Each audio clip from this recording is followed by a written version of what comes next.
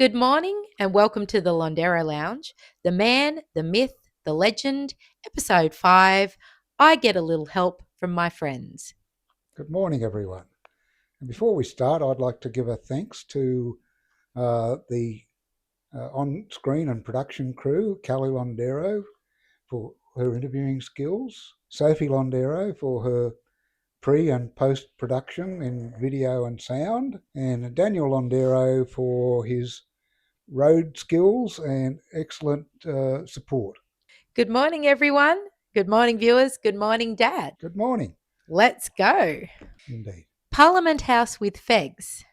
Tell me more. It was the International Bikers Week, and there was a big ride to Parliament House, and thousands of bikes turned up. This was 1999, I think, and I went down with Fegs for the event.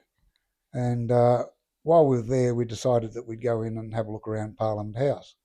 And at that stage, it was before that incident that stopped people from being allowed onto the roof. We decided to get in the elevator and go up to the roof. I pushed Fegs into the elevator and he spun around, and I was standing behind him, and just as the doors were about to close, this big security guard hopped in, and he was a big boy. He pressed the button to go to the second floor or whatever, and we pressed the button for the top. Fegs kind of shot me a sideward glance, and he started sort of going ooh, ooh, ooh, ooh, ooh, in his wheelchair.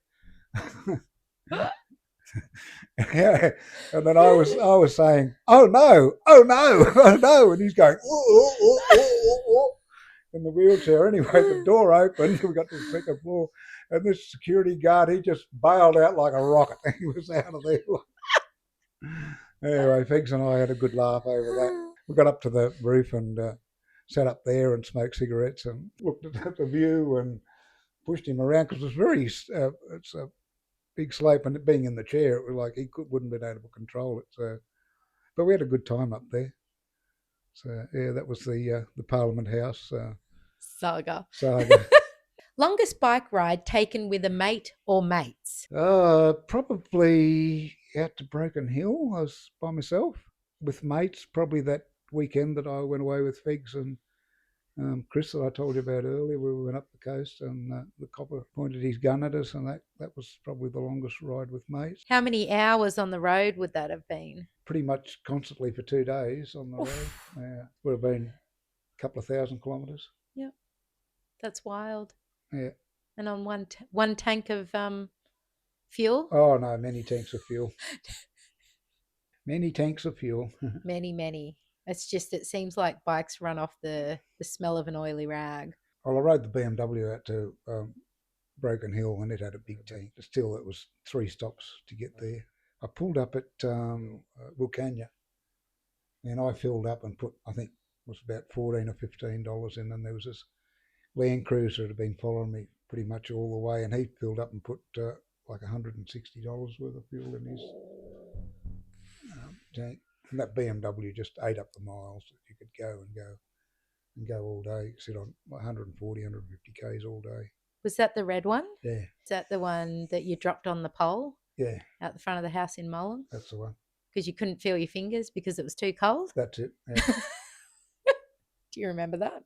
No. Yeah, Dad, tell the story. In the wintertime, coming home from work, and I didn't have after that I bought a pair of really thick gloves, but just got home and I just couldn't feel my fingers. And that often happened on the bike, you couldn't feel your fingers. So you dropped the bike and it fell into that front pole? Yeah, it just fell out of my hands and went dump. In Ward 4, I had the disc lock on, and I got sent down to Ward 8, and they'd come on doing an overtime, and I was rostered on, but they sent me down to go to Ward 8. That's how it was. That's how it was, and I was unhappy. I raced out, jumped on the bike, started up, and went to take off and fell over because the disc lock was on. So, Dad, tell us about your Bucks party. When your mother was having her hens night, Shane and Fegs and I, we went out.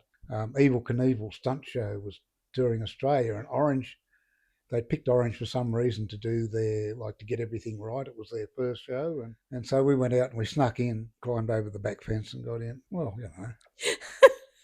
Why not? Why? Yeah, that's right. Why not? Yeah, we were standing under the sky cycle that he had, the one that he used to jump the Grand Canyon, and we were having a smoke. And all of a sudden, all these coppers turned up, and we thought, ah, gotten busted for breaking in and having a smoke. And anyway, it wasn't that; it was just that Evil Knievel turned up, and there was press there and everything like that. So we just sort of snuck off. And Dale Buggins was there. He was Australia's stunt guy at the time, and it wasn't long after that that he killed himself. He committed suicide. Oh, gosh. Yeah, Hmm. Was it a good show? yeah, it was quite a good show actually. Yeah, a bit like Cirque du Soleil with lots of acrobats and high wire people and all that, and the motorcycle jumping. But Dale Buggins was the one that did the most motorcycle jumping. Even Cleveland didn't do much except appear like Oh, and wow. ride around the oval with his white suit and cape on. Did you ever jump off the old Burke Bridge, and who with? I did, and I can't. It was like a bunch of us. I think it might have been Bill and maybe Ian and Paul Kendall and Don Green, maybe. Such a long time ago, but yeah, I've jumped because it wasn't much higher from the road level on the bridge, or actually there was a bit you could walk out on just below the road level and jump off. Then it wasn't much different to that in the top tower at the swimming pool. Which is what, 10 meters? Oh yeah, it might be 10 I think metres. it's 10 10 metres, meters. yeah, 5 and 10 metres, yeah, That's that'll be right. high enough, Yeah, especially for someone who's scared of heights. yes. Did you hesitate? Probably a little bit initially, yeah. I probably would have wet myself and not done it. What's one or two things you used to do after school, either at home or with your mates? We always got out and did things. There was not much screen time, as you said. When I was younger, there were two TV stations, and that was it. It was black and white. Used to go places like around town and hang out. When I had the farm, I had chores like feeding animals. We had goats and a cow and pigs we'd have that Dad would slaughter. We'd get a pig and fatten it up and slaughter it, and then butcher it up and make salamis and hams and things like that. He also used to like to try and make wine, but we'd always end up with like 200 litres of vinegar, wine vinegar, of vinegar. We had an old car, a mate of mine just up the road had an old car that we cut the roof off and we drove that around the back. You cut the roof off? Sorry, what? You Yeah, well, cut the roof off yeah, of a car? yeah, A whole car? yeah, an old Austin or something like that it was. What? How? Oh, just with a bloody hacksaw. I don't think it had windscreens and that to begin with, so it was Easy to hack off. Yeah, And then you just drove around in that. yes. At how old? 11, 12, Oh, my days. 13 Oof. maybe. Well, everyone could drive. We bought a motorbike. Fegsy and Clado and I bought a motorbike for $5 each, $15 it cost. It was an old BSA Bantam. It wasn't running, but we got it running. And back tyre that needed pumping up every time you used it. And so we used to take it out to the showground and push it from Fegs's place because the coppers were always pretty horrible about stuff like that. Like there was nothing out there then. There was nothing. There was a dirt road beside it where that road goes out to Bunnings, and take it out there and ride it to death, and it had a shot muffler and made a horrible noise. I remember one time there was a phone box just out the front of the caravan park there at the showground, and Clado was riding it up and down past there, and this guy was in there trying to make a phone call, and he raced out and kicked the bike off Clado over and picked it up and threw it in the gutter. Abused him. I've been trying to make a phone call. Yeah, I used to use a cigarette packet paper, like the cardboard off a cigarette packet, to set the points and stuff like that each time, so to go. Love it. And that's how we learnt to work on cars and machinery and stuff like that, by doing stuff. Yeah. There was very little parent Yep. oversight. Do what you want. Be home by the time the street lights come on. Yeah, a lot of both parents work. You know, there were families where there were stay-at-home mums, but not really in the lot that I knocked around with. Yeah. Was Stan's Fish and Chip Shop open when you were younger? It certainly was. It was one of our prime places we went for chips and hamburgers and stuff like that. Although our kids, we only ever bought chips. Mm-hmm. It was all we could afford. With threepence or sixpence worth of chips. Before decimal currency came in, you could Back then there was like a return and earn, but you could go to any shop with a A bottle bottle. Oh, and get chips. and get hot chips for the bottle. Well, Oh. yeah. Oh, that's awesome. Oh, did they have chicken salt back then? No chicken salt. Ah, just salt? Just salt, but you get tomato sauce or vinegar if you wanted it. And who owned it back then? It was still in the same family. It was Jim and George's dad.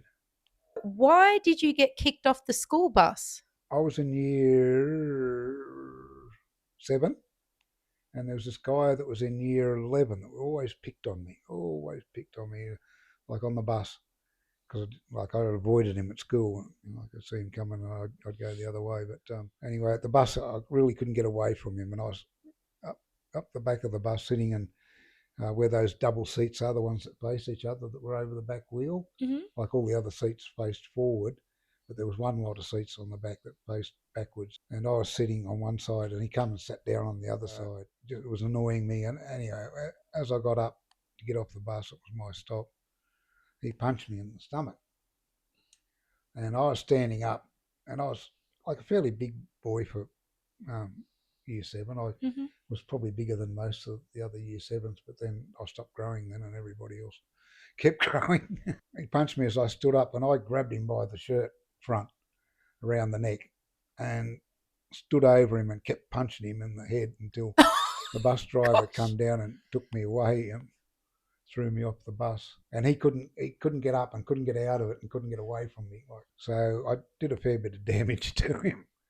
Everything just came out then and there, like all the hassles that he'd given me. And so I was forever banned from the school bus. Forever banned? Yeah. How far was the walk home? 4 kilometres, 3 or 4 kilometres. Oh, that's rough. But you know, stood up to yourself, and right. I bet you didn't harass you ever again. He never harassed me again, and for a while I was a bit of a hero there for the kids in my class. Yeah. But forever banned. Forever banned. Yeah. You had to do a fair bit of fighting, though, with the moving around as a kid, though, didn't you? Yeah, that's right. Having an Italian name, a WOG name, you had to look after yourself, or they'd like eat you up. So I think one thing you told me was you always take out the mouth, and I was like, huh? And you said you take out the one with the biggest mouth because they're the ones that are usually spearheading the show. That's right. Yeah. Take them out, and you're usually right. Yep. Tell us about the Stone Run. The Stone Run. Well, you were there. I was there. Yep. We went to see what's the 25th anniversary of the run, the movie run where they ran down the highway with the coffin. We left fairly early. On the way, we had to stop because there was an accident with a rider got killed, and Angry Anderson had his arm broken. This driver just bowled on right into a group of bikes from an on-ramp there, and it was stinking hot. We lined up to buy drink tickets, and there was a Hell's Angel there with a knife strapped to his side. It was so big that it was a sword, really. Yep, down to his knee. Down to his knee, this knife. And he had this beer can, and he was getting cold water out of the air conditioner that was running off the side of this caravan, where they were selling tickets, and going along and tipping it on people that were waiting to buy their tickets to cool them down. What a lovely guy. And no one stopped him. No. But people were grateful because, of course, to cool them down. It was stinking hot. Went over and talked to the cast that were there, and then walked around and had a look at bikes, and then there was a show, there was music, the Angels were on. Just in the middle of We Ever Gonna See Your Face Again, the generator cut out, and everything went dark, but you could hear the crowd saying, "No way, get fuck off." And it took them a good half hour or so to get it back on, so it wasn't just a ploy, it just perfectly blew up at the right time. It was amazing. Yeah, so we wandered around and we met people that we hadn't seen for ages and talked to them, and then we hadn't planned on it. We were just going to drive down and go home that afternoon, but because of everything that had happened, we decided we'd stay overnight. So Callie slept in the JZR, and Pigs had a air mattress or something he slept on, and I slept on a tiny square of lamb's wool. And it wasn't easy to sleep because everyone thought the JZR was a bit of a pull, so people would be walking past and, So you're woken up every 5 seconds from people to come and have a look at the JZR. That's right. And the SBS film crew were there filming a documentary on it. And, it was a good ride. And then coming back, the JZR broke down in the middle of nowhere because we took back roads coming back. Here we are in bloody, I don't know, it was 40 plus degree heat trying to fix this carburetor on the JZR, and I had a can of Coke and opened it up and it was just like drinking like hot froth. We got back to a Lithgow and then there was a thunderburst and rain, and so we took off from Lithgow and we were heading back across that dual lane, and there was water running across the road. I went through and then Begsy got through, and it was a two-wheel car with one wheel at the back, and somehow the back wheel became aquaplane and he lost control. The whole JZR slipped sideways and they went down over, well, there's a divided road, it went down like under the division of the road, then up it shot up into the air and landed in these bushes just before it went on to the other side of the road like the oncoming traffic. Yeah, he was lucky, like very lucky, and then some people come along and helped us. We pushed it back onto the road and we headed back to Orange, and I think it stopped raining about Bathurst. It was wild. I was 16. It was something else, yeah. Oh, and we nearly didn't get through because coming up the mountain, there was a big truck full of pigs that had a massive accident and rolled on its side. Right, yeah. So there was pigs all over the road. Pig carcasses. And we got through just in time before they closed the highway off. Yeah. Well, that wraps it up for another episode. Thank you very much for being with us today, Dad. Thank you. Bye.